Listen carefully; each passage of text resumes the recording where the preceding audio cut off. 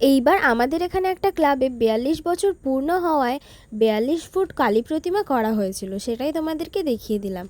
আর সেদিন গেছিলাম আমি মায়ের সঙ্গে ঠাকুর দেখতে। এই দেখো, এই সোনাটার সাথে দেখা হয়ে গেছিলো। তারপরে মা আর আমি মেলায় কিছু জিনিসপত্র দেখছিলাম, কিনলাম। তারপরে তোমাদেরকে আরেকটা প্যান্ডেল দেখালাম। আর সত্যি বলছি, এই বছরে আমার দেখা কালী পুজোয় বেস্ট প্যান্ডেল হচ্ছে এটা। তোমরা নিজেরাই দেখো, তোমরা নিজেরাই বলো এটা কেমন লাগছে। আর মায়ের প্রতিমাটাও দর্শন করে নাও।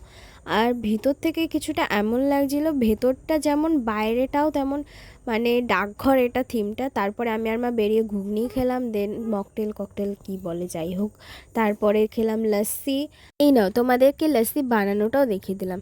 দেন কাকু আমাকে লস্যি দিল, আর আমি আর মা চিজ করে খেতে লাগলাম। দেন খেয়েছিলাম ফুচকা। তারপর গেছিলাম মেলার মাঠে একটা ব্যাগের দোকানে, মা যেহেতু একটা ব্যাগ কিনবে তাই। তারপরে গেলাম মেয়েদের ফেভারিট সেকশনে। তো চলো, টাটা।